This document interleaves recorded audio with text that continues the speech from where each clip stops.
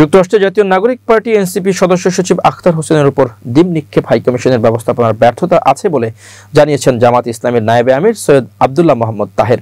স্থানীয় সময় সোমবার 22 সেপ্টেম্বর রাতে ম্যানহাটনের গ্র্যান্ড হায়াত হোটেলে সাংবাদিকদের সঙ্গে আলাপকালে তিনি একথা বলেন। জামাত নেতা বলেন, ডিম নিক্ষেপের বিষয়টি আমি পরে জানতে পেরেছি, তবে এটি নিয়ে আমি খুবই বিব্রত বোধ করি না, কারণ বাংলাদেশে এই নেগেটিভ কালচারটা আগে থেকেই হয়ে আসছিল।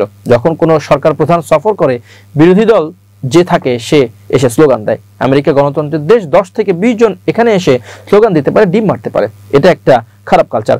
আব্দুল্লাহ মোহাম্মদ তাহের বলেন, বাংলাদেশের জন্য এটি খুবই লজ্জাজনক।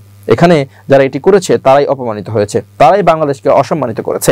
পুরো ঘটনার জন্য ব্যবস্থাপকদের অনেক কমিউনিকেশন গ্যাপ আছে। হাইকমিশনের ব্যবস্থাপনার ব্যর্থতা আছে, তাতে কোনো সন্দেহ নেই। তাদের আগে থেকেই প্রস্তুতি নেওয়া দরকার ছিল। তিনি বলেন, আমরা বড় দুটি দল ও এনসিপি আসছি, যদি আমরা একসঙ্গে বের হতাম তাহলে আওয়ামী লীগের সাধ্য ছিল না আমাদের ধারে কাছে আসার।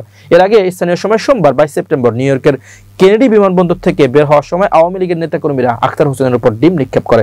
এই ঘটনার প্রতিক্রিয়ায় এনসিপির এই নেতা বলেন, আমরা সেই প্রজন্ম যারা হাসিনার গুলির সামনে মাথা নত করিনি। ভাঙা ডিমে কিছু যায় আসে না। এই ঘটনার মধ্য দিয়ে আবারও প্রমাণিত হয়েছে আওয়ামী লীগ একটা সন্ত্রাসী সংগঠন।